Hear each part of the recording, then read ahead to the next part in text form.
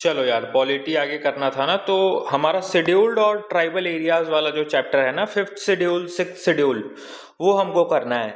देखो, हम अभी हाल फिलहाल में कुछ दिन पहले ही डिस्कस किए थे कि ट्राइबल्स का जो गवर्नेंस होता है, जब हम पेशा वगैरह पढ़ाए थे तब हम डिस्कस किए थे ना कि ट्राइबल्स का जो गवर्नेंस होता है वो हम नॉर्मली नहीं कर सकते हैं, क्योंकि इनके बिलीफ, इनके कल्चर्स बहुत ज़्यादा अलग होते हैं ना, और ये इंडिजीनियस प्रिमिटिव तरीके से रहते हैं अभी भी।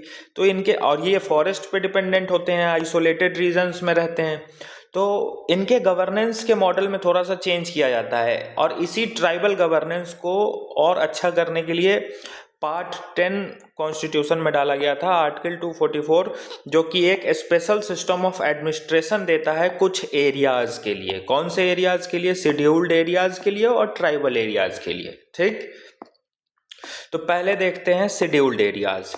फिफ्थ शेड्यूल, हमारे कॉन्स्टिट्यूशन के अलग अलग शेड्यूल्स होते हैं ना, तो फिफ्थ शेड्यूल्स वाला जो है हमारा कॉन्स्टिट्यूशन का, वो डील्स करता है शेड्यूल्ड एरिया से। कंफ्यूज मत होना, ये हम अभी शेड्यूल्ड एरियाज की बात कर रहे हैं। ठीक, शेड्यूल्ड ट्राइब्स की, ट्राइबल एरिया की बात नहीं कर रहे हैं। देखो, दो एरिया बना है, कंफ्यूज मत होना।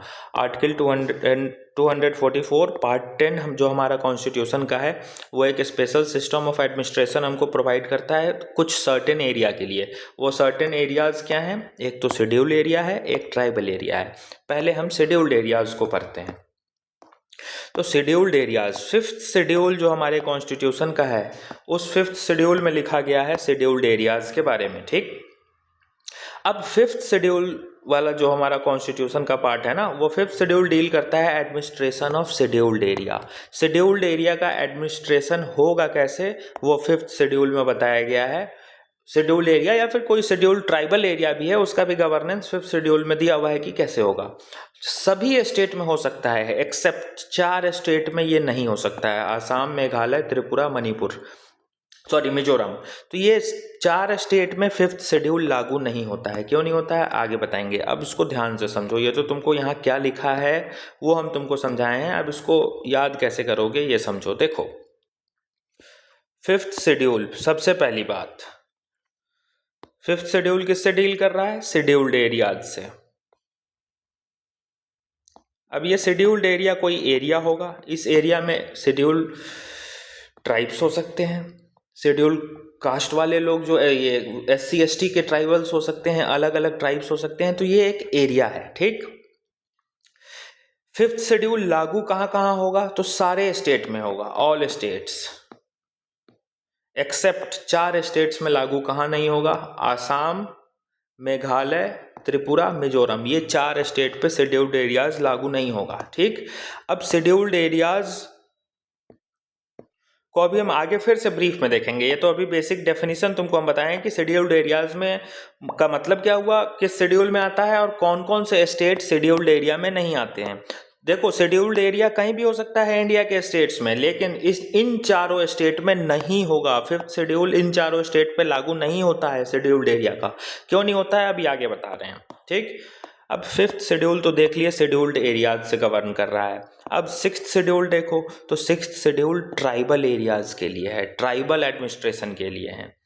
जब तुमको हम ये एंथ्रोपोलॉजी, सोशोलॉजी वाले लोग पढ़े होंगे, ऑप्शनल वाले, ट्राइबल क्लासिफिकेशन एंथ्रोपोलॉजी में भी पढ़ना है और सोशियोलॉजी में भी पढ़ना है, और हम करंट अफेयर में भी कराए हुए हैं। तो जो हमसे लॉन्ग टाइम से करंट अफेयर 3-4 महीने से कर रहे हैं ना, वो ये क्लासिफिकेशन देखे होंगे कि शेड्यूल्ड ट्राइब्स, PVTGs, इन सब का हम क्लासिफिकेशन बताए हुए हैं। ये GS में भी आता है। लेकिन देखो, शेड्यूल्ड ट्राइब्स ना एक बड़ा सर्कल है। ठीक, और इसके अंदर जो और ज़्यादा माइन्यूट और ज़्यादा इंडिजीनियस कम्युनिटी है ना, उनको हम PVTGs कहते हैं। ठीक, तो ट्राइब्स के अलग अलग कॉन्सेप्ट्स होते हैं।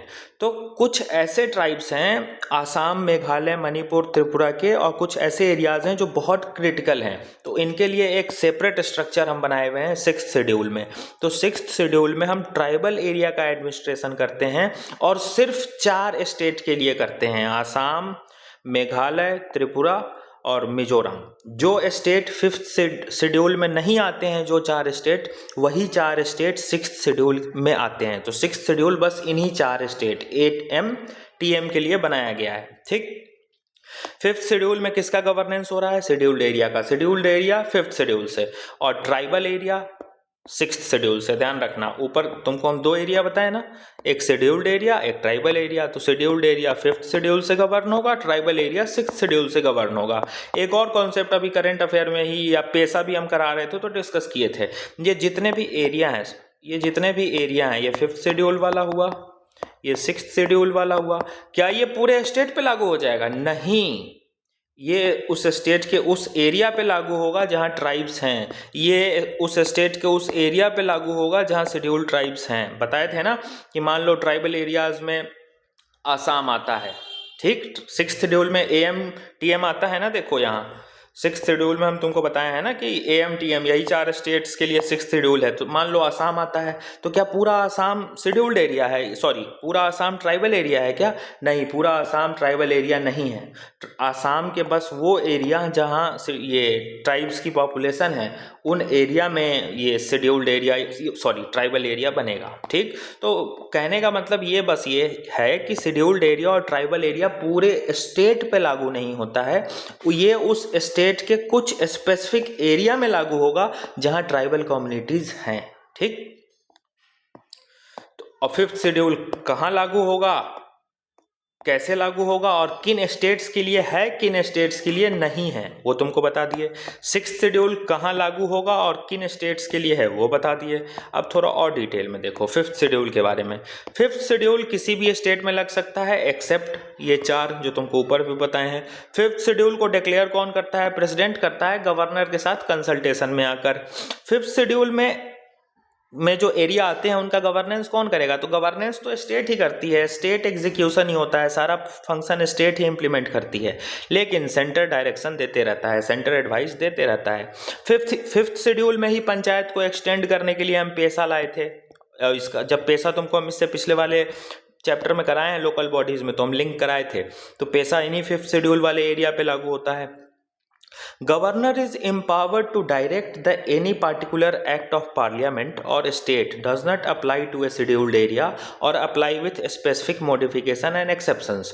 जब हम शुरुआत किए हैं लोकल गवर्नमेंट ट्राइबल एडमिनिस्ट्रेशन पढ़ाना, तब से तुमको हम बता रहे हैं कि ट्राइबल्स के अपने बिलीफ सिस्टम होती है उनकी, वो बहुत प्रिमिटिव है हमसे अभी भी, तो उनको हम नॉर्मल गवर्नेंस से रेगुलेट नहीं कर सकते हैं। उनके लिए उनके स्पेसिफिक हमको रूल्स और लॉज सेट करना होगा जिसमें कल्चर ट्रेडिशन सबको एसिमिलेट करना होगा। नॉर्मल आज के पॉपुलेशन की तरह ट्राइबल की गवर्नेंस नहीं की जा सकती है, क्योंकि वो बहुत प्रिमिटिव है, बहुत पुराने हैं, मतलब बहुत बैकवर्ड हैं, अभी भी आइसोलेटेड हैं। इसलिए गवर्नर को पावर दी गई है, गवर्नर के पास ये अधिकार है कि वो स्टेट का या पूरे सेंटर का, स्टेट गवर्नमेंट का भी कोई लॉ हो सकता है, सेंट्रल गवर्नमेंट का भी लॉ हो सकता है, तो कोई भी लॉ हो, पार्लियामेंट का लॉ हो या स्टेट का लॉ हो, गवर्नर उसको रोक सकता है शेड्यूल्ड एरिया में इम्प्लीमेंट होने से, अगर वो लॉ उस शेड्यूल्ड एरिया के जो ट्राइबल लोग हैं उनके बिलीफ को, ट्रेडिशन को हर्ट कर रहा होगा, तो गवर्नर उसको रोक सकता है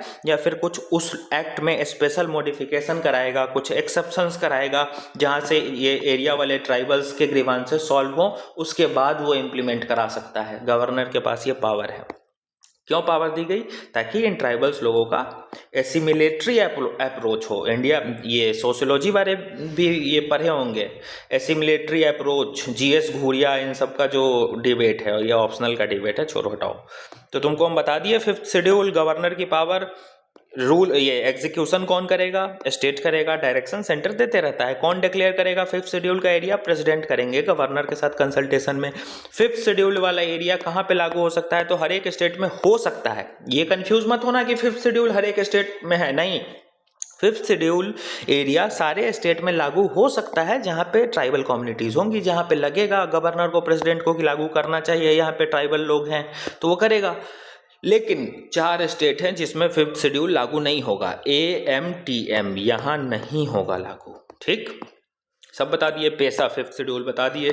अब सिक्स्थ शेड्यूल को देखो, तो वो जो 4 स्टेट जिस पे फिफ्थ शेड्यूल लागू नहीं होगा, वही 4 स्टेट के लिए सिक्स्थ शेड्यूल है, AMTM। ठीक, सिक्स्थ शेड्यूल का एरिया कौन डिक्लेयर करता है? गवर्नर डिक्लेयर करता है। गवर्नर ही ऑर्गेनाइज करेगा, रीऑर्गेनाइज करेगा ऑटोनोमस डिस्ट्रिक्ट काउंसिल को। अब ये ऑटोनोमस डिस्ट्रिक्ट काउंसिल क्या है, ये ध्यान रखना।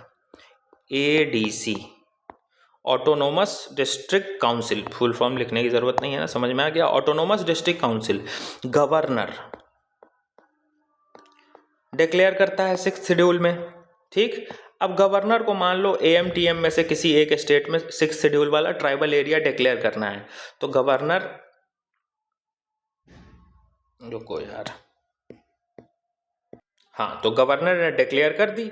गवर्नर ने इस एरिया को क्या बोला, tribal area.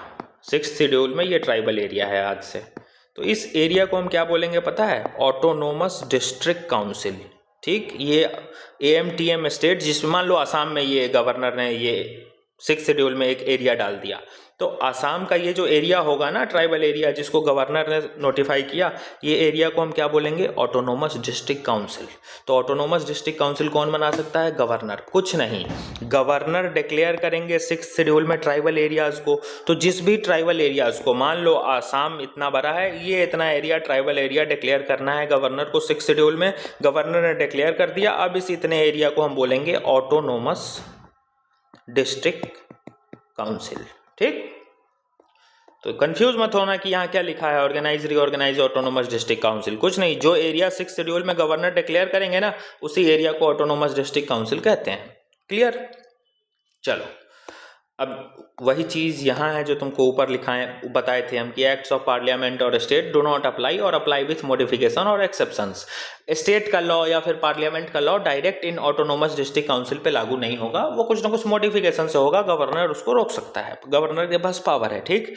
Tribal areas in 4 states have been constituted as autonomous district. तुमको हम बताएं ना, जो भी ट्राइबल एरिया इस 4 स्टेट में बनेगा, देखो AMTM 4 स्टेट है, इन 4 स्टेट में जो भी ट्राइबल एरिया, 4 स्टेट देखो, ये पूरा A, ये पूरा M, ये पूरा T, ये पूरा M, AMTM 4 स्टेट हो गए, AMTM।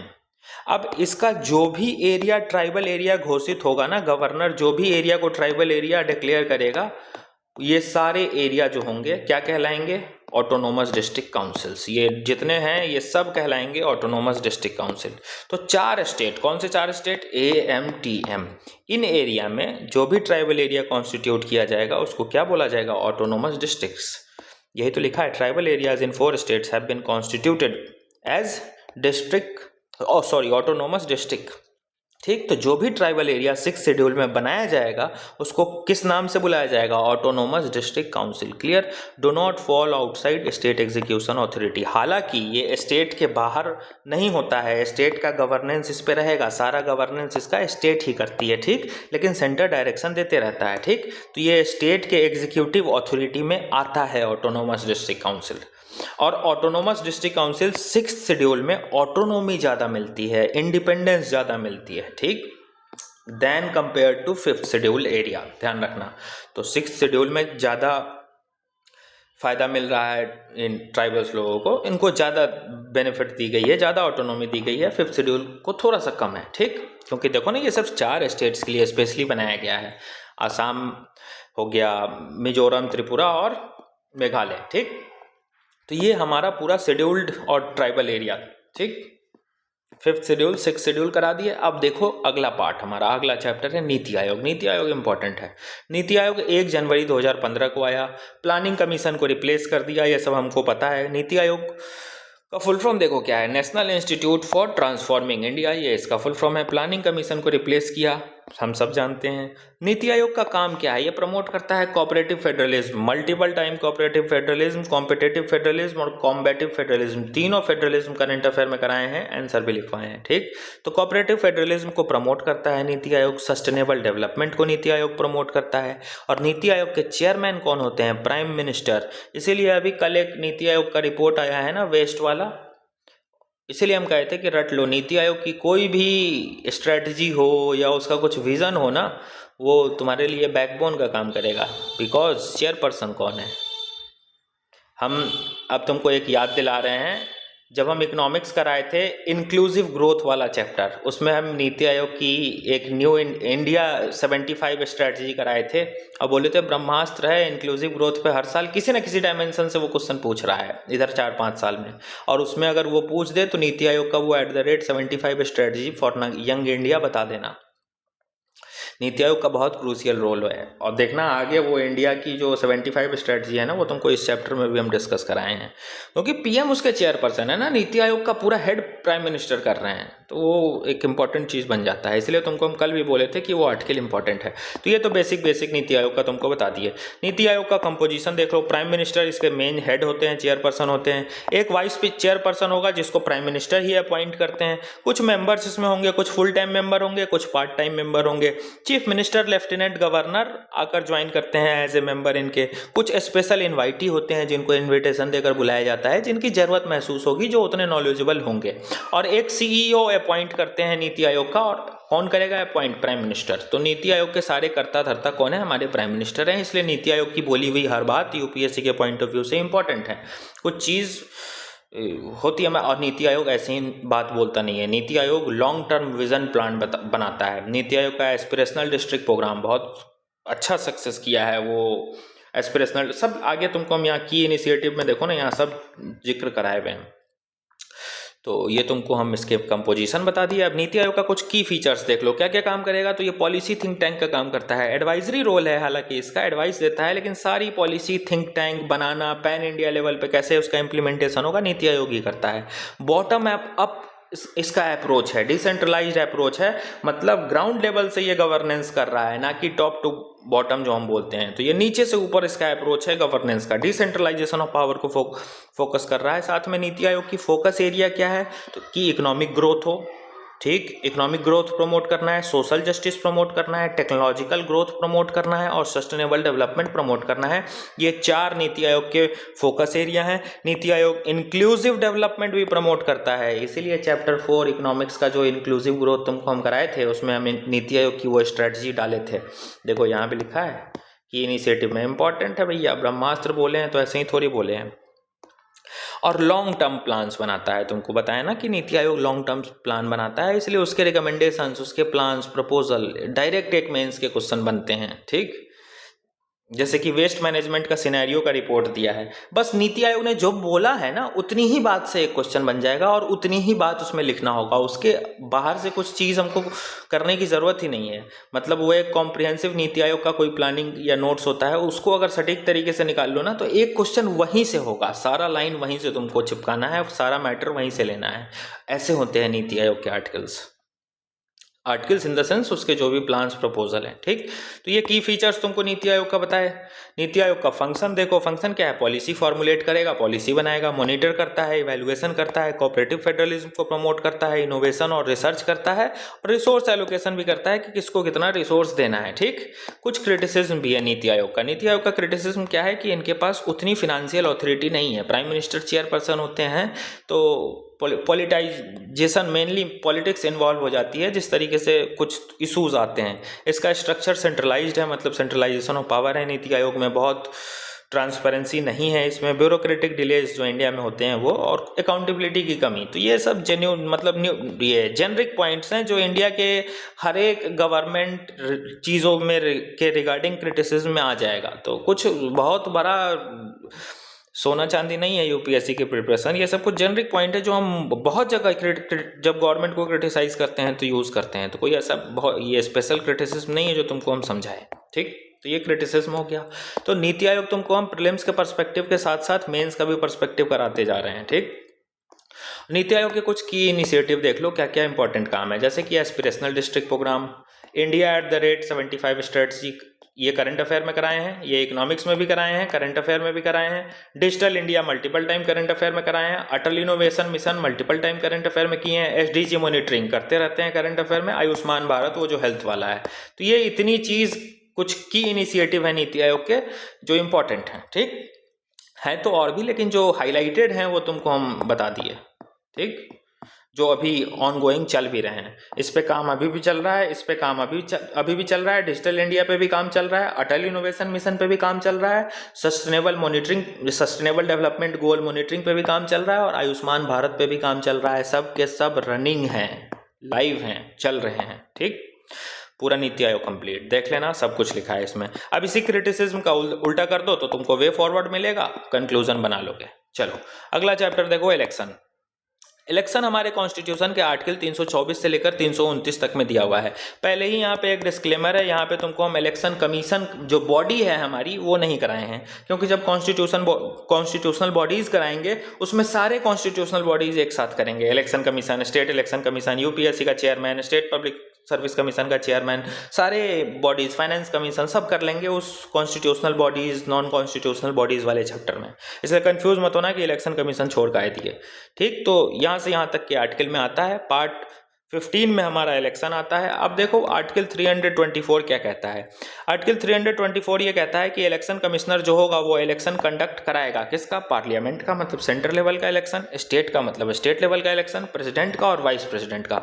ये 4 इलेक्शन जो हमारा सेंट्रल लेवल का इलेक्शन कमीशन ऑफ इंडिया है वो कराएगा। ठीक, आर्टिकल 325 देखो क्या कहता है। No person is to be ineligible for inclusion in the electoral roll on grounds of religion, race, sex, caste, इन सब। आर्टिकल 325 ये कहता है कि किसी भी इंसान को आप इनएलिजिबल घोषित नहीं कर सकते हैं उसके रिलीजन, रेस, सेक्स, कास्ट के आधार पर। मतलब सीधी सी बात, किसी भी इंसान को अपना नाम इलेक्टोरल रोल में ऐड करवाने से आप इस ग्राउंड पे तो नहीं रोक सकते हैं कि तुम्हारा ये धर्म है, तुम्हारी ये जाति है, तुम्हारा ये रेस है, तुम्हारा ये जेंडर है। इस बेसिस पे आप किसी को रोक नहीं सकते हैं कि वो अपना नाम इलेक्टोरल रोल में ना दर्ज कराए। अगर वो 18 साल का हो गया है तो कराएगा। ये 4 डिस्क्रिमिनेशन के बेसिस पे आप नहीं रोक सकते हैं, ऐसा आर्टिकल 325 कहता है। ठीक, आर्टिकल 326 देखो क्या कहता है। आर्टिकल 326, रुक जाओ यार, आर्टिकल 326 देखो। Election to Lok Sabha and state to be based on universal adult franchise. वही जो तुमको हम बताया, डायरेक्ट इलेक्शन होता है लोकसभा का और स्टेट का। और यूनिवर्सल एडल्ट फ्रेंचाइज मतलब जो 18 साल के ऊपर होते हैं लोग, वो वोट देते हैं जिनका नाम इलेक्टोरल रोल में होता है। तो ये कुछ आर्टिकल्स थे बेसिक जो तुमको हम कराए। एक और फैक्ट देखो, नो इलेक्शन टू पार्लियामेंट और state is to be questioned except an election petition presented. इसका मतलब क्या हुआ, किसी भी इलेक्शन पे, जो भी मतलब किसी भी election in the sense election commission of India ने सेंटर का कोई इलेक्शन कराया, लोकसभा का या स्टेट लेवल का इलेक्शन कराया, तो इसके किसी भी इलेक्शन पे कोई सवाल नहीं उठेगा अनलेस एंड अनटिल एक पिटीशन ना फाइल की गई हो। ठीक, तो इसके कोई भी इलेक्शन के क्रेडिबिलिटी पे सवाल नहीं उठाया जा सकता है, उसके ऑथेंटिसिटी पे कि ईसीआई ने जो इलेक्शन कंडक्ट कराया उसके ऑथेंटिसिटी पे कोई सवाल नहीं उठाया जाएगा। तब तक नहीं उठाया जाएगा जब तक कि एक पिटीशन ना फाइल हुई हो। हालांकि हमारे पास मैकेनिज्म है, इलेक्शन का भी जुडिशियल रिव्यू हो सकता है। एक पिटीशन फाइल की जाती है, उसके बाद बैलेट बॉक्स की चेकिंग होती है। अगर उसमें गड़बड़ी पाई जाती है तो फिर पावर है कि वो इलेक्शन को रद्द किया जा सकता है। ठीक, लेकिन हाँ, पिटीशन फाइल होना जरूरी है, ये ध्यान रखना। अब देखो रिप्रेजेंटेशन ऑफ पीपल्स एक्ट 1950, ये इंपॉर्टेंट है। इसको आरपीए एक्ट 1950 भी हम कहते हैं। देखो इसके प्रोविजंस तो बहुत हैं जो कि हम याद नहीं कर सकते हैं, वो कभी याद नहीं होगा, हम तुमको गारंटी दे रहे हैं। लेकिन जो एग्जाम के पर्सपेक्टिव से इंपॉर्टेंट आरपीए 1950 के हैं, आरपीए 1951 के हैं, वो हम करा दे रहे हैं। ठीक, तो रिप्रेजेंटेशन ऑफ पीपल एक्ट 1950 देखो, to regulate seats allocation in house of people and state legislative assembly and council. जो भी लोकसभा है हमारा, सेंट्रल लेवल पे लोकसभा है और स्टेट लेवल पे स्टेट लेजिस्लेटिव असेंबली है या काउंसिल है, राज्यसभा भी है, लेकिन राज्यसभा का इलेक्शन तो इनडायरेक्ट वे में होता है ना। चलो ठीक है, लोकसभा ही तुम पकड़ कर चल लो। ठीक, तो जो हमारा हाउस ऑफ पीपल है, लोकसभा वाला जो हाउस है, स्टेट लेजिस्लेटिव असेंबली है, स्टेट लेजिस्लेटिव काउंसिल है, जहाँ पे बाई कैमरल पार्लियामेंट चलता है। बाई कैमरलिज्म स्टेट में कराए हैं ना, कौन कौन स्टेट्स में बाई कैमरल चलते हैं वो भी कराए हैं। जहाँ पे दोनों हाउस होते हैं उनको बाई कैमरल बोलते हैं। तो उन हाउसेस में, लोकसभा में या स्टेट असेंबली में कितने सीट्स एलोकेट किए जाएंगे, उनका रेगुलेशन कैसे होगा, ये 1950 में लिखे हुए हैं एक्ट में। तुमको हम कराए थे ना कि लोकसभा की सीट कितनी है, राज्यसभा की कितनी है, तो वो सीट्स का जो रेगुलेशन है वो किस बेसिस पे होता है, 1950 एक्ट 1900 मतलब आरपीए एक्ट 1950 से उसका रेगुलेशन होता है। ठीक, कि कितने सीट होंगे। प्रेसिडेंट के पास ये ऑथोरिटी है कि वो इलेक्शन कमीशन के साथ कंसल्ट करके डिलिमिटेशन कॉन्स्टिट्यूशन कर सकता है। डिलिमिटेशन कमीशन अभी आगे कराएंगे। ठीक, डिलिमिटेशन क्या है आगे बताएंगे। अभी बस ये समझो कि प्रेसिडेंट इलेक्शन कमीशन के साथ कंसल्टेशन में आकर डिलिमिटेशन कॉन्स्टिट्यूट करा सकते हैं। और देखो, recognition of local authorities for state legislative council के इलेक्शन, मतलब स्टेट लेजिस्लेटिव काउंसिल का इलेक्शन होना है तो उसमें जो लोकल अथॉरिटी को रिकॉग्नाइज करना है वो इसी एक्ट के अकॉर्डिंग होगा। Exclusion of jurisdiction of civil courts in certain matter, कुछ मैटर में सिविल कोड का जुरिस्डिक्शन रोक दिया जाता है, रोक सकता है। ये 1950 का जो एक्ट है ना वो एग्जेम्प्ट किए हुआ है। आरपीए 1950 का जो एक्ट है, अब वो सर्टेन मैटर हमें जानने की ज़रूरत नहीं है। Covered the registration of voter, voters कैसे रजिस्टर्ड होंगे? हम लोग जो 18 साल प्लस जाकर अपना नाम दर्ज करा लेते हैं इलेक्टोरल रोल में, क्राइटेरिया क्या क्या है अपना नाम दर्ज कराने के लिए, कौन से बेसिस पे हमारा नाम कट जाएगा, ये सारा क्राइटेरिया, डिस्क्वालिफिकेशन, वोटर्स का रजिस्ट्रेशन, इसी आरपीए एक्ट 1950 से होता है। ध्यान रखना ये फैक्ट, ये खास करके ये इंपॉर्टेंट है, ध्यान रखना। और जो इलेक्शन ऑफिसर्स होते हैं इलेक्शन कराने के टाइम पे, अलग अलग इलेक्शन ऑफिसर, किस जिला का डीएम कौन होगा, ऐसे करके इलेक्शन ऑफिसर्स होते हैं ना, उसका एस्टेब्लिशमेंट भी इसी आरपीए एक्ट 1950 से होता है। तो ये तो 1950 से क्या क्या होता है, कुछ चीज़ें तुमको हम बता दिए जो इंपॉर्टेंट है, खास करके ये वाला तो बहुत इंपॉर्टेंट है, ध्यान रखना। अब आरपीए एक्ट 1951 का देख लो, ये ज़्यादा इंपॉर्टेंट है। अब इससे क्या क्या होता है, तो जनरल इलेक्शन का जो नोटिफिकेशन आता है कि लोकसभा का चुनाव इतने तारीख से इतने तारीख के बीच कंडक्ट कराया जाएगा, इलेक्शन कमीशन ऑफ इंडिया ने की घोषणा, तो ये घोषणा इस एक्ट के अकॉर्डिंग नोटिफिकेशन निकलता है जनरल इलेक्शन का, वो सेंट्रल लेवल की हो चाहे स्टेट लेवल की हो। तो जो इलेक्शन का नोटिफिकेशन निकल रहा है वो 51 वाले से होगा। एडमिनिस्ट्रेटिव मशीनरी कैसे चलेगी इलेक्शन का, और एडमिनिस्ट्रेटिव मशीनरी इलेक्शन के टाइम पे कंडक्ट कैसा होगा, कैसे प्रशासन काम करेगा, वो सब 1951 से गवर्न होता है। पॉलिटिकल पार्टी को रजिस्ट्रेशन देना, ये 1951 से गवर्न होता है। क्वालिफिकेशन डिस्क्वालिफिकेशन मेंबर्स का आरपीए एक्ट 1951 से होता है, ध्यान रखना, ठीक।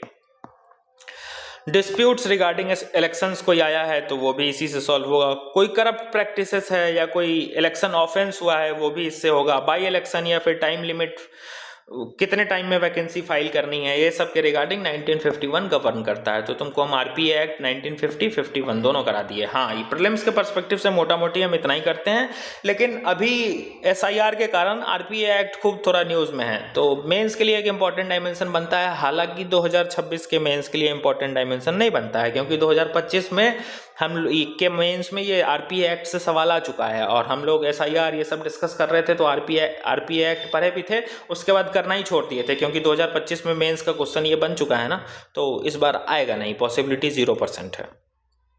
सेम तो नहीं आएगा, बाकी प्रीलिम्स हो जाता है तो प्रैक्टिस करेंगे। अभी मोटा मोटी रिप्रेजेंटेशन ऑफ पीपल्स एक्ट होते क्या हैं तुमको हम पूरा बता दिए कि कैसे इलेक्शन मशीनरीज को अलग अलग प्रोविजंस डिवाइडेड है दोनों 1950 और 1951 के एक्ट में।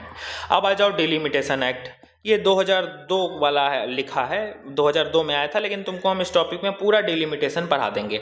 डिलिमिटेशन कमीशन क्यों आता है या डिलिमिटेशन एक्ट क्यों लाया जाता है, ताकि हम पॉलिटिकल बाउंड्रीज, पॉलिटिकल बाउंड्रीज बोल दिए, कॉन्स्टिट्यूएंसीज को हम रीड्रॉ कर सके। जो हमारी इलेक्टोरल कॉन्स्टिट्यूएंसीज होती है ना, सपोज करो ये तुम्हारा मोहल्ला है, ठीक, ध्यान से समझना, ये तुम्हारा मोहल्ला है, इसमें अलग अलग घर हैं, ये तुम्हारा एक मोहल्ला है, फिर यहीं से सटे एक गली है, ऐसे गली है, और ये एक दूसरा मोहल्ला है तुम्हारे ही घर का, यहाँ पे अलग अलग घर हैं। अब हो सकता है कुछ 5 लोगों का नाम यहाँ पे और कुछ 5-6 लोगों का नाम इसमें से, या इसमें से, रुक जाओ और अच्छे से समझाए तुमको फ्रेश। मान लो तुम्हारा एरिया है कोई, ठीक, तुम्हारा कोई भी शहर है, मान लो ना इलाहाबाद, मान लो तुम इलाहाबाद के इस एरिया में रहते हो, ए वाले, ठीक, तुम्हारे साथ साथ 10 लोग और इस एरिया में रहते हैं। ये इलाहाबाद का बी वाला एरिया है, इस एरिया में भी 10 लोग रहते हैं। अब इस ए बी एरिया के लिए 2 पोलिंग बूथ हैं, मतलब जिस दिन इलेक्शन होगा ना तो अलग अलग पोलिंग बूथ होते हैं ना तुम्हारे एरिया में, तो मान लो इस ए और बी एरिया के लिए 2 पोलिंग बूथ बनाए गए हैं, पोलिंग बूथ 1, पोलिंग बूथ 2, एक पोलिंग बूथ, 2 पोलिंग बूथ, 20 लोगों के लिए, जस्ट एन एग्जांपल, ज़्यादा लोगों के लिए होते हैं, लेकिन तुमको हम समझाने के लिए बता रहे हैं कि 1 नंबर 2 नंबर 2 बूथ बनाए गए हैं ताकि इन 20 लोगों का वोटिंग कराया जाए, ठीक। तो इलेक्टोरल कॉन्स्टिट्यूएंसी मतलब ये तो पॉलिटिकल कॉन्स्टिट्यूएंसी हो गई, हमारा लैंड बैरियर हो गया कि हम इस एरिया में रहते हैं और ये बी वाला जो है, ए वाला जो है हम इस एरिया में रहते हैं, बी वाला ये इस एरिया में रहता है। अब इलेक्टोरल कॉन्स्टिट्यूएंसी क्या होती है, मान लो चुनाव कल कराना है, कल 20 लोगों को वोट देने जाना है,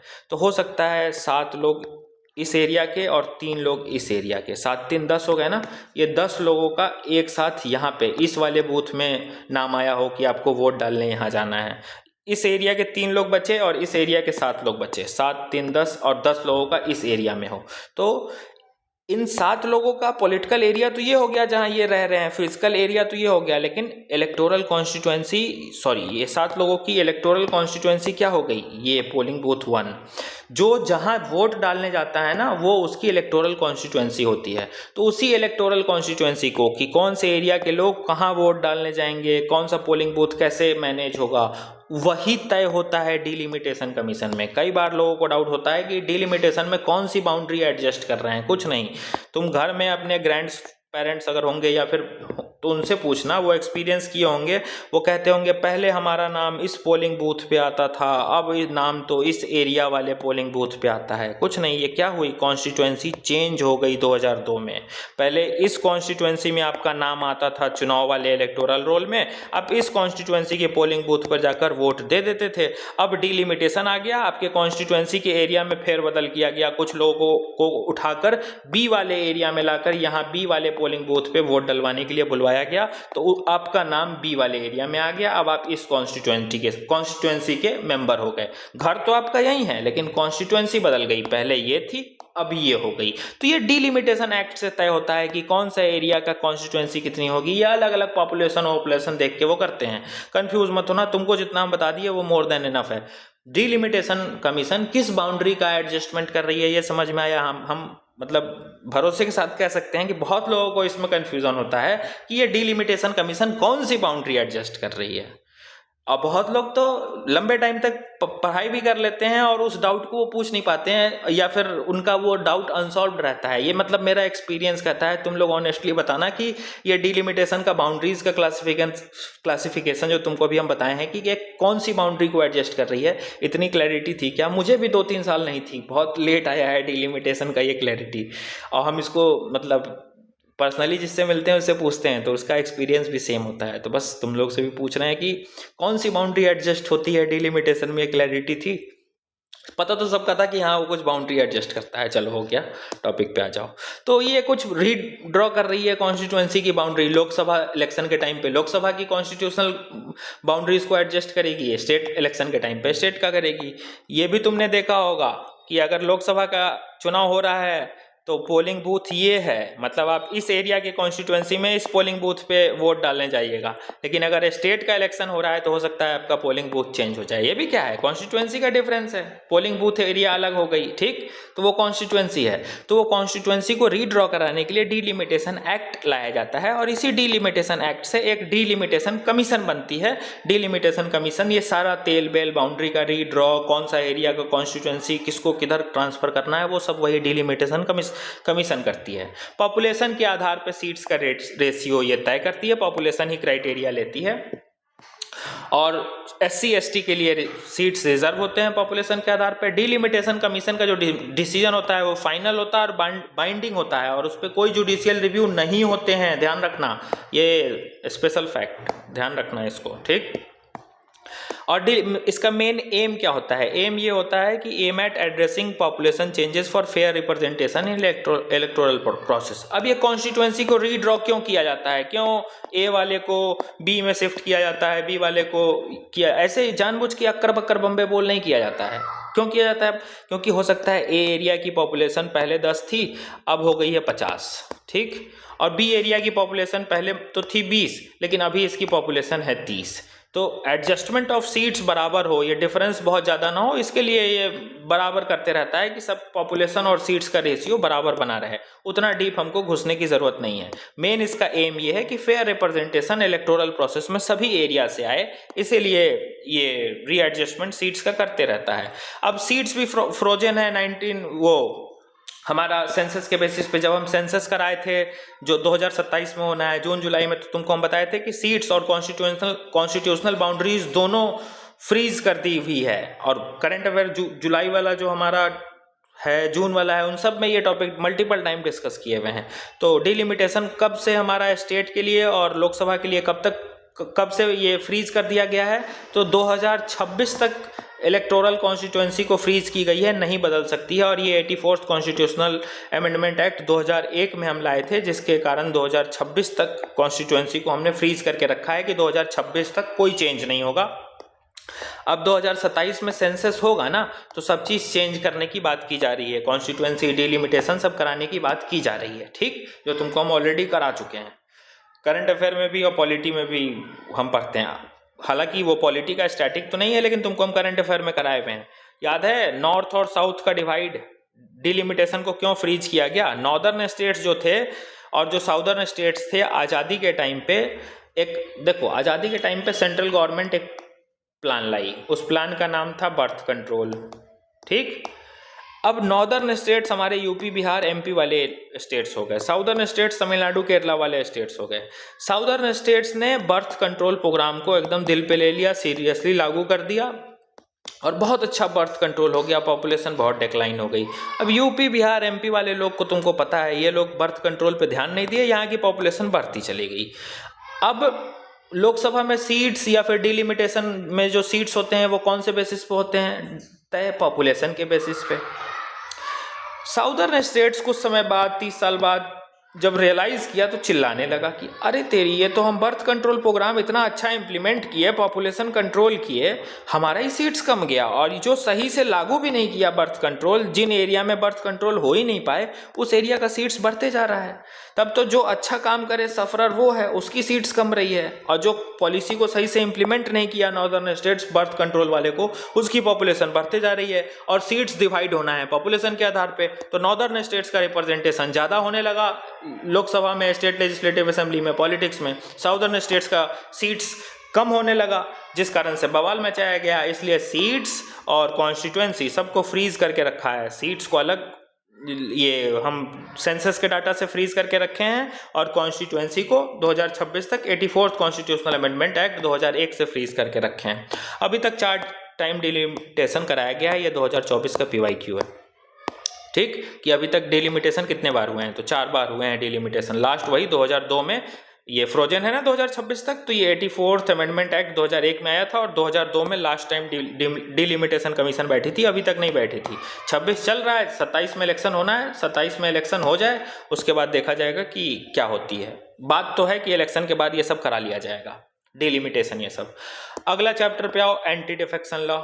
एंटी डिफेक्शन लॉ क्या है? अच्छा एक सेकंड रुकना, डिलिमिटेशन कमीशन से ना इस बार क्वेश्चन पॉसिबल है, इसलिए जो करंट अफेयर में जून महीने में जो हम सेंसस और डिलिमिटेशन कराए हैं ना, उसका लिंक जरूर करना, क्योंकि उसमें कुछ एक्स्ट्रा फैक्ट हम तुमको करंट अफेयर में कराए हैं जो किसी किताब में तुमको मिलेगा नहीं।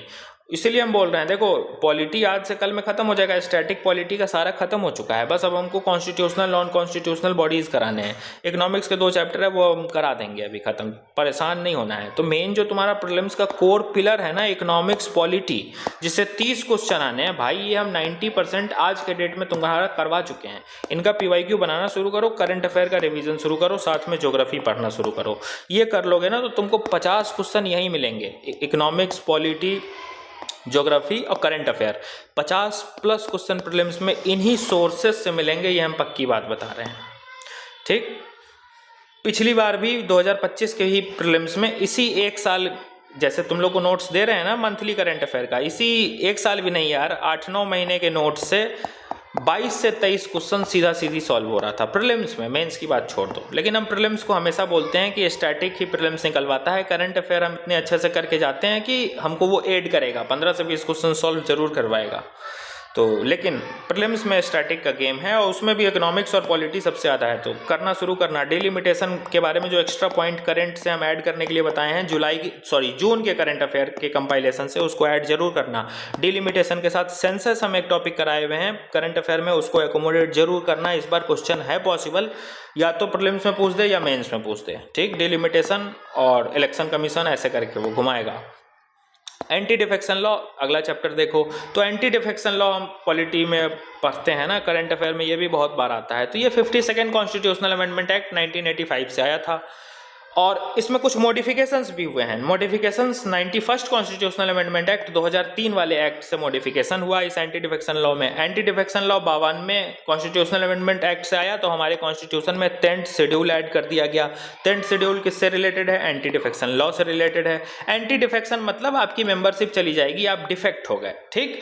तो डिफेक्शन मतलब धोखाधड़ी होता है, ठीक। तो आप अगर मेंबर हैं लोकसभा राज्यसभा स्टेट के कहीं भी, तो आपकी मेंबरशिप जा सकती है, आप डिस्क्वालीफाई हो सकते हैं, आप पे एंटी डिफेक्शन लग सकता है। किस ग्राउंड पे लगेगा, ये हम पॉलिटी का जब तुमको वो पार्लियामेंट स्टेट लेजिस्लेचर ये सब करा रहे थे उसमें भी कराए थे, लेकिन फिर देख लो कौन कौन से ग्राउंड पे एंटी डिफेक्शन लगता है। If elected MP voluntary gives up membership, जैसे कि हम बीजेपी के इलेक्टेड एमपी हैं, हमने खुद अपने स्वेच्छा से वॉलेंट्री मेंबरशिप छोड़ दिया तो कहानी खत्म। एनी एमपी वोट्स और abstain from voting against party direction, मान लो हम बीजेपी के एक ये एमपी हैं, हम बीजेपी के अगेंस्ट ही वोट डालने लगे पार्लियामेंट में, या फिर बीजेपी ने जो भी हमको वोट डालने के लिए जिस दिन बुलाया उस दिन हम नहीं जाए कि हम तो नहीं जाएंगे, तब मेरा मेंबरशिप बीजेपी की चली जाएगी। वो कहते हैं ना पार्टी व्हिप हमको मानना होगा, हम अगर हम ना माने तो हमारी मेंबरशिप चली जाएगी। अब आ जाओ, अगर मान लो हम इंडिपेंडेंट ज्वाइन हुए हैं, हम मान लो किसी पॉलिटिकल पार्टी से चुनाव नहीं लड़े, हम इंडिपेंडेंट अपने फेस पे चुनाव लड़े और जीत गए, और जीतने के बाद अगर हम किसी पॉलिटिकल पार्टी को ज्वाइन किए तो मेंबरशिप चली जाएगी, क्योंकि हमको जिन लोगों ने जिताया वो क्या चाहते थे कि हम इंडिपेंडेंटली जीते, इसीलिए वो इसको वोट नहीं दिए, इसको वोट नहीं दिए, इसको वोट नहीं दिए। अब वो हमको जिताए कि हम निर्दलीय इंडिपेंडेंट जीत कर यहाँ काम करें, क्योंकि वो इन तीनों में से किसी पॉलिटिकल पार्टी को इस एरिया में नहीं चाहते थे, उन्होंने हमको जितवाया, और हम जीत कर इन तीनों में से किसी एक को ज्वाइन कर लेंगे तो हम पे डिफेक्शन लगेगा ही, क्योंकि हमने धोखाधड़ी कर दिया इस एरिया के लोगों से, जिसने भरोसा किया कि ये इंडिपेंडेंट है, ये इन तीनों में से किसी के साथ नहीं है। हो सकता है वहाँ के लोग तुमको बस इंडिपेंडेंट जितवाना चाहते हो, वो इन तीनों में से किसी पार्टी का इन्फ्लुएंस ना चाहते हो अपने एरिया में, इसलिए तुमको जितवाए, और तुम जीतने के बाद इन्हीं तीनों से मिल गए, मतलब तुम तो लोगों के साथ भी धोखाधड़ी कर रहे हो, इसलिए तुम पे एंटी डिफेक्शन लग जाएगा, ठीक। और nominated MP disqualified if they join any political party after 6 month. मान लो नॉमिनेटेड एमपी राज्यसभा में बैठते हैं ना, प्रेसिडेंट बिठाते हैं ना, वो स्पेशल एक्सपीरियंस आर्ट वाट वाला, तो नॉमिनेटेड एमपी मान लो आज बैठा है, तो आज से इसके पास मात्र 6 महीने तक का टाइम है। 6 महीने के अंदर ये अगर किसी पॉलिटिकल पार्टी को, बीजेपी, कांग्रेस, जिसको भी ज्वाइन करना चाहता है कर ले। 6 महीने के बाद अगर इसने किसी पॉलिटिकल पार्टी को ज्वाइन की तो इसकी सदस्यता खत्म। मतलब कोई अगर नॉमिनेटेड एमपी है तो 6 महीने के अंदर जहाँ जाना चाहता है जिस पॉलिटिकल पार्टी में चला जाए, 6 महीने का टाइम है, लेकिन 6 महीने से ज़्यादा अगर एक दिन भी क्रॉस किया, 6 महीने के बाद अगर तुम गए किसी पार्टी से जुड़ने तो तुम्हारी मेंबरशिप गई, ठीक। ये ग्राउंड्स थे। डिसाइडिंग ऑथोरिटी कौन है, तय कौन करता है कि डिफेक्शन होगा, ये तो anti defection law 10th schedule में सारा तय करना, नियम कानून स्पीकर करता है, प्रिसाइडिंग ऑफिसर करता है। Speaker in the sense speaker Lok Sabha में होगा और चेयरमैन राज्यसभा में होगा। तो स्पीकर और चेयरमैन तय करते हैं कि डिफेक्शन का मैटर, एंटी डिफेक्शन लॉ किस पे लगेगा। 10th शेड्यूल में जितने भी डिफेक्शन के प्रोसेस हैं उनको कौन गवर्न कर रहा है, प्रिसाइडिंग ऑफिसर। लोकसभा का है तो स्पीकर, राज्यसभा का है तो चेयरमैन, ठीक। वही सारा डिस्क्वालिफिकेशन के लिमिट देखते हैं, और कोई टाइम लिमिट नहीं है कि 10 दिन 20 दिन में देख लेना है, इसका मिसयूज किया जाता है। अपोजिशन मेंबर का डिस्क्वालिफिकेशन अगर हुआ है तो उसको जमा करके रखे रहो, कोई सुनवाई ही ना करो उस पर। क्यों सुनवाई ना करो, क्योंकि उसका भी ये स्टार मार्क हम यहाँ लगा रहे हैं, ठीक। देखो होता क्या है ना, मान लो डिफेक्शन का केस आया तो अगर स्पीकर को कोई दिक्कत नहीं है तब तो हुआ, नॉर्मल पास हो गया, लेकिन कभी कभी क्या होता है, कोई अपोजिशन का मेंबर है, उस पर डिस्क्वालिफिकेशन का केस आया, तो स्पीकर को इस पर डिसीजन देना है कि तुम डिस्क्वालीफाई या तो यस हो जाओगे डिस्क्वालीफाई या नो नहीं होगे। तो स्पीकर नो भी नहीं बोलते हैं, हाँ भी नहीं बोलते हैं। ये जो मेंबर है ये कहता है कि अरे भाई हम डिस्क्वालीफाई हुए कि नहीं हुए, तो नहीं वो तो हम नहीं बता पाएंगे अभी कि तुम हुए हो कि नहीं हुए हो, हम ना भी नहीं बोल रहे हैं। अब ना क्यों नहीं बोलता है स्पीकर, वो तुमको हम बताते हैं। यहाँ लिखा है ना नो टाइम लिमिट, कि ये फैसला येस और नो स्पीकर या फिर प्रिसाइडिंग ऑफिसर कितने टाइम में येस और नो बोलेगा, ये कहीं लिखा ही नहीं है। और जो प्रिसाइडिंग ऑफिसर होता है कभी कभी ना ही बोलेगा ना हाँ बोलेगा, ना वो डिस्क्वालीफाई तुमको करेगा। मतलब डिस्क्वालिफिकेशन का तुम पे केस चल रहा है ना, तो हम अगर स्पीकर हैं तो हम क्या करेंगे पता है, पहली बात तो हमारी कोई जिम्मेदारी नहीं है कि कितने दिन में हम तय करें कि तुम डिस्क्वालीफाई होगे कि नहीं, ये कोई टाइम लिमिट तो यहाँ लिखा ही नहीं है, ठीक, नो टाइम लिमिट। अब हम मान लो 3 महीने हो गए, तुम हमसे आए पूछने कि क्या हम डिस्क्वालीफाई होंगे कि नहीं, हम कहे वो तो हम अभी नहीं बता पाएंगे, तुम होगे कि नहीं डिस्क्वालीफाई पता नहीं, अभी मैटर मेरे पास पेंडिंग रहने दो। अब तुम्हारे मन में एक सवाल आता होगा कि अरे यार जब उसको परेशानी करना है तो सीधे डिस्क्वालीफाई करके ख़त्म कर दो, क्यों नहीं, नो क्यों नहीं बोलते हैं स्पीकर कि नहीं तुम डिस्क्वालीफाई हो गए, तुम्हारी कहानी खत्म, मतलब यस क्यों नहीं बोलते हैं कि हाँ यस यू आर डिस्क्वालीफाइड। अगर उसको परेशान ही करना है तो यस करो, बोलो उसको डिस्क्वालीफाई करो, अपोजिशन का मेंबर था उसकी कहानी खत्म कर दो। लेकिन तुम डिस्क्वालीफाई भी नहीं कर रहे हो, उसको रोक के भी रखे हो, क्यों? ना हाँ बोल रहे हो ना बोल रहे हो, क्यों ऐसा? उसका कारण है स्पीकर का जो डिसीजन होता है ना, एक सेकंड रुकना, ये कि हो तो होलहान केस यहीं तो होगा। ये स्पीकर का जो डिसीजन होता है ना वो जुडिशियल रिव्यू उस पर हो सकता है। मान लो ये अपोजिशन का मेंबर था, इसको डिस्क्वालीफाई करना है, ठीक, प्रपोजल आया, स्पीकर अगर यस बोल देते कि यस यू आर डिस्क्वालीफाइड, तब तो ये डिस्क्वालीफाई हो जाता, तुरंत जुडिशियल रिव्यू कर देता कि स्पीकर ने हमको ये डिस्क्वालीफाई किया है, पिटीशन फाइल हो गया, अब जुडिशियल रिव्यू पे हो गया डिसीजन। अब ये अगर दोषी नहीं है तो वापस से स्पीकर का डिसीजन चेंज हो जाएगा। तो इसीलिए स्पीकर क्या करते हैं ना कि तुमको हम डिस्क्वालीफाई भी नहीं करेंगे और तुमको हम हाउस में भी नहीं रहने देंगे, मतलब तुम पे इन्वेस्टिगेशन चल रहा है और नो टाइम लिमिट है, इसलिए फ़ायदा उठाते हैं, ना हाँ बोल रहे हैं ना बोल रहे हैं। क्यों हाँ भी नहीं बोलते हैं? तो हाँ इसलिए नहीं बोलते हैं कि अगर भाई इसको एक बार डिस्क्वालिफिकेशन दे देंगे तब तो ये कोर्ट में चला जाएगा, जुडिशियल रिव्यू कर लेगा और वापस से हो सकता है ज्वाइन हो जाए। तो जब स्पीकर का मालाफाइड इंटेंशन होता है ना, जब मान लो मिसयूज़ करनी है पावर को इस नो टाइम लिमिट वाले में, तो कोई अपोजिशन का मेंबर हो या जिसके अगेंस्ट भी मिसयूज़ करनी हो, जस्ट एन एग्जांपल तुमको हम बता रहे हैं, ये होती है चीज़ें। तो किसी भी अपोजिशन के मेंबर की अगर हमको बिठाना है सरकार को, तो कुछ नहीं है, स्पीकर इनको डिस्क्वालिफिकेशन में ट्रायल करते हैं और इनके केस को इन्वेस्टिगेशन के नाम पे रखे रहते हैं, ना हाँ बोलते हैं ना बोलते हैं, क्योंकि इसने कुछ गलती तो किया नहीं था, इसको फंसा दिए हैं पावर का मिसयूज़ करके, नो टाइम लिमिट। अगर यस बोल के डिस्क्वालीफाई कर देंगे तो ये तुरंत भाग जाएगा कोर्ट में, जुडिशियल रिव्यू अवेलेबल है कि हो तो होलान केस से। इसलिए स्पीकर कहते हैं कि तुमको हम डिस्क्वालीफाई भी नहीं करेंगे और ना तुमको हम परमिशन देंगे कि तुम खुलेआम हाउस में बैठो, तुम्हारा केस इन्वेस्टिगेशन चल रहा है और कोई टाइम लिमिट है ही नहीं कि कितने टाइम में हमको हाँ बोलना है या ना बोलना है, ये फ़ायदा उठाया जाता है, ठीक। अब एंटी डिफेक्शन लॉ कहाँ लागू नहीं होगा? कुछ एक्सेप्शंस हैं, जैसे कि देखो ये किस किस ग्राउंड्स पे लगेगा, कब डिस्क्वालीफाई हो जाएगा वो तो तुमको बताए, अब किस किस ग्राउंड पे नहीं लगेगा वो मान लो, वो समझो। मान लो पॉलिटिकल पार्टी ए है, पॉलिटिकल पार्टी बी है, ये दो पॉलिटिकल पार्टी है, 10 मेंबर इसमें भी हैं 10 मेंबर इसमें भी हैं। मान लो इस ए पॉलिटिकल पार्टी के 10 इलेक्टेड मेंबर हैं, अब नॉर्मली कोई इधर आ जाएगा तब तो एंटी डिफेक्शन लॉ लग जाएगा। देखो ना क्या लिखा है, if elected MP voluntary gives off membership, या फिर ये सब कुछ भी करेगा तब तो वो उसकी कहानी खत्म हो जाएगी। तो फिर पॉलिटिकल पार्टी ए थी बी थी, इसके 10 कार्यकर्ता 10 एमपी यहाँ हैं, मान लो चलो यार नाम से बीजेपी कांग्रेस, मान लो बीजेपी का 10 एमपी यहाँ बैठा है, कांग्रेस का 10 एमपी यहाँ बैठा है। अब कांग्रेस का एमपी कहेगा कि फ्यूचर बड़ा डार्क है, यहाँ आ जाओ, तो यहाँ आओगे तो डिस्क्वालीफाई हो जाओगे, एक एक करके आओगे। तो एक एक्सेप्शंस है, मान लो इस बी पार्टी का, मतलब बी पार्टी जो भी कांग्रेस है, इसका अगर 2/3 आदमी, मतलब इस 10 एमपी में से 2/3 एमपी इकट्ठे आकर बीजेपी ज्वाइन कर ले, तब इन 2/3 पे डिफेक्शन नहीं लगेगा, 10th शेड्यूल काम नहीं करेगा। 2/3 मतलब majority of population, majority of MPs जो हैं, 2/3 मतलब बहुमत, मेजोरिटी ऑफ जो एमपीज हैं कांग्रेस के वो सेटिस्फाइड नहीं है, वो अगर इकट्ठा छोड़ के आना चाहते हैं, मतलब कांग्रेस पार्टी में कुछ ना कुछ गड़बड़ी है, तभी तो इस 10 का 2/3 छोड़ के आ रहा है। तो इस पर डिफेक्शन मत लगाओ, 2/3 एक साथ धोखाधड़ी थोड़ी करेगा, इसलिए कंडीशन दी गई। पहले ये एक्सेप्शंस ना कम थी, पहले 1/3 ही थी, मतलब 1/3 मेंबर ही अगर आ गया तो डिफेक्शन नहीं होगा। लेकिन अब इसको 91st अमेंडमेंट एक्ट से, जो तुमको हम यहाँ बताए कि मॉडिफाई किया गया है 91st 2003 से, तो मॉडिफिकेशन में यही किया गया है कि भैया पहले 1/3 ही था कि 1/3 अगर इधर आया दूसरे पार्टी में मर्ज होने के लिए तो डिफेक्शन नहीं लगता था, लेकिन अब इसको बढ़ाकर 2/3 कर दिया है।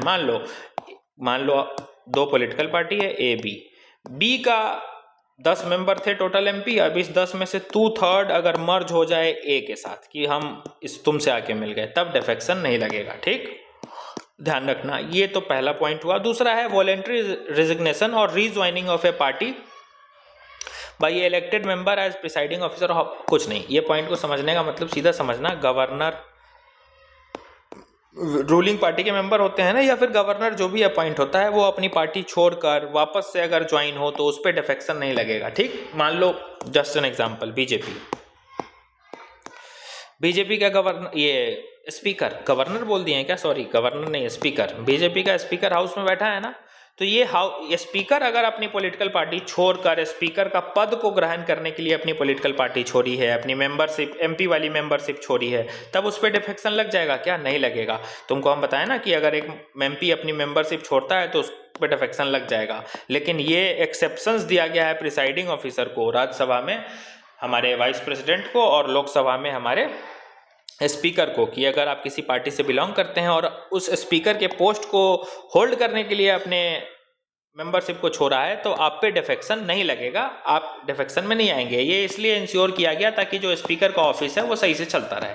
तो एक्सेप्शन समझ में हो गया, एक प्रिसाइडिंग ऑफिसर के लिए एक्सेप्शन होता है, एक अगर 2/3 लोग छोड़ के इकट्ठे दूसरे में मर्ज हो जाए तब। कुछ फैक्ट देखना, presiding officer has power to create rules to implement 10 schedule. Presiding officer जो होगा लोकसभा में कौन होगा? स्पीकर। राज्यसभा में कौन होगा? चेयरमैन होगा, जिसको हम वाइस प्रेसिडेंट बोलते हैं। तो प्रिसाइडिंग ऑफिसर जो होगा सारा रूल्स एंड रेगुलेशन 10 शेड्यूल के रिगार्डिंग वही बनाता है, और डिफेक्शन इनिशिएट भी कर सकता है। स्पीकर लोकसभा में करेगा, राज्यसभा में हमारे वाइस प्रेसिडेंट जो कि चेयरमैन होते हैं राज्यसभा के वो करेंगे, सिंपल सी बात। अब आ जाओ कुछ स्पेसिफिक बॉडीज देख लो। देखो बात दरअसल ये है ना कि ये ईमानदारी से बताते हैं, ये 3 पॉइंट देखो, टाउनशिप, पोर्ट ट्रस्ट और स्पेशल पर्पस एजेंसी, ये 3 ही पार्ट है। उसके बाद पीडीएफ खत्म।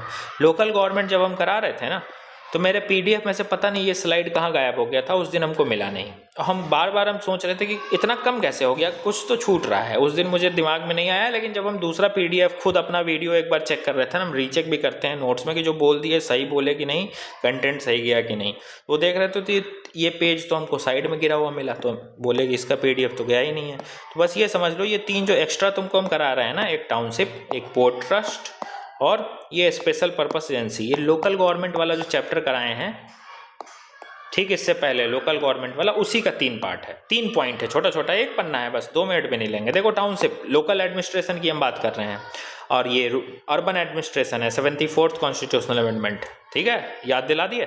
टाउनशिप देखो, establish by large public enterprises, कोई बड़ी एंटरप्राइजेस है, वो जो खूब बड़ी बड़ी पब्लिक एंटरप्राइजेस होती है ना, वो टाउनशिप सेट करती है। और क्यों सेटअप करती है? ताकि बेसिक एमिनिटीज़ अपने स्टाफ को, वर्कर्स को दिया जाए। बड़ी बड़ी जो एंटरप्राइजेज होती है ना, वो एक पूरा इकोसिस्टम, इतना बड़ा, उन्हीं का जो स्टाफ का घर है, उनके मैनेजर का, उनके बॉस का घर, यहीं ऑफिस, ये टाउनशिप टाइप का एरिया डेवलप करते हैं। तो इसके मैनेजमेंट के लिए ऐसा टाउनशिप क्रिएट होता है, ठीक। और एंटरप्राइजेज जो होगा, जो जिस भी एंटरप्राइजेज की ये टाउनशिप होगी, वही अपॉइंट करेगा एक टाउन एडमिनिस्ट्रेटर को। इसमें कोई इलेक्टेड मेंबर नहीं होते हैं, ये फैक्ट ध्यान रखना। दूसरा देखो, पोर्ट ट्रस्ट, जो भी हमारा पोर्ट वाला एरिया है उसके रेगुलेशन के लिए पोर्ट ट्रस्ट बनाया जाता है। इसमें बोथ इलेक्टेड मेंबर भी होंगे, नॉमिनेटेड मेंबर भी होंगे। क्यों बनाया जाता है? ताकि मैनेज किया जा सके और इंडिया के पोर्ट्स को प्रोटेक्ट किया जा सके। पार्लियामेंट एक एक्ट से इसको बना सकती है। स्पेशल पर्पस एजेंसी देख लो, स्पेशल पर्पस एजेंसी मतलब कुछ ना कुछ स्पेसिफिक एक्टिविटी और स्पेशल फंक्शन के लिए ही इनको बनाया जाता है, और ये फंक्शन बेस्ड होते हैं, एरिया बेस्ड नहीं। ये किसी स्पेसिफिक एरिया में नहीं होते हैं, ये कहीं भी बनाए जा सकते हैं इन कुछ स्पेसिफिक फंक्शन के लिए। इनका फंक्शनल लोकल बॉडी भी हम कहते हैं, क्योंकि ये एरिया बेस्ड नहीं है कि इस एरिया के लिए स्पेशल पर्पस एजेंसी बना दो, नहीं, जिस एरिया में ज़रूरत है उस एरिया में स्पेशल पर्पस एजेंसी बना दो, किसी भी शहर के, किसी भी स्टेट के एरिया में, ठीक। इनको हम सिंगल पर्पस, यूनिपर्पस, स्पेशल पर्पस भी बोलते हैं, कि एक काम के लिए ये बनाए जाते हैं, काम पूरा हुआ, कहानी खत्म। Established at statutory body, statutory body मतलब एक्ट से ये बने हैं। ऑटोनोमस बॉडी भी हैं, इंडिपेंडेंट भी हैं, और ये लोकल म्युनिसिपल बॉडीज़ के अंडर में नहीं आते हैं, not subordinate to local municipal bodies, ये फैक्ट ध्यान रखना। जैसे कि एग्जाम्पल देख लो, town improvement trust, housing board, electricity supply board, city transport board etcetera, और भी होते हैं, जस्ट एन एग्जाम्पल के लिए तुमको हम बता दिए। ये इनका स्पेशल पर्पस है ना, ये सिर्फ हाउसिंग बोर्ड के रिगार्डिंग चीज देखेगा, ये बिजली देखेगा, ये बस ट्रांसपोर्ट देखेगा, स्पेसिफिक इनका एजेंडा होता है। तो ये 3 था लोकल गवर्नमेंट का। बाकी हमारा एंटी डिफेक्शन देखो, एंटी डिफेक्शन खत्म, डिलिमिटेशन खत्म, आरपीए 1950-51 खत्म, इलेक्शन खत्म, नीति आयोग खत्म, 5th शेड्यूल 6th शेड्यूल खत्म। अब जरा एक बार देखना पॉलिटी में बचा क्या क्या है, कॉन्स्टिट्यूशनल, नॉन कॉन्स्टिट्यूशनल बॉडीज़ और स्टैट्यूटरी बॉडीज़ को छोड़कर। एक चीज़ है जो छूटी है, वो दो, मतलब समझो ना, जितना हम तुमको ये पेज कराए हैं ना, ये इतना ही सा, टाउनशिप, पोर्ट ट्रस्ट, ये इतना सा आएगा। Regional political party, state political parties कैसे बनती हैं, उनका आइडेंटिफिकेशन कैसे होता है, बस ये एक छोटा सा, मतलब आधा A4 सीट इस पर हम लेंगे। और जो हमारी कॉन्स्टिट्यूशनल, नॉन कॉन्स्टिट्यूशनल बॉडीज़ हैं, जिसमें मेजोरिटी हम करंट अफेयर में पढ़ते हैं, लेकिन इकट्ठा करा देंगे, जैसे UPSC, state public service commission, finance commission, और भी बहुत है, सब भूल गए, election commission of India, CAG, competitor auditor general, ये अलग अलग है ना, सब करा देंगे। ठीक, चलो, मोटा मोटी जो स्टैटिक पॉलिटी के चैप्टर्स है वो हम कंप्लीट हो गया। और मेरे ख्याल से जो रेगुलर देखता है मेरा वीडियो, वो एक बार मुझे ज़रा बताना मैसेज पे कि कोई चैप्टर छूट तो नहीं रहा है। ग्राउंड रूल से एक बार मिलाना शुरू करना और पूरा बताना कंप्लीट हुआ कि नहीं। ठीक, चलो, टेक केयर।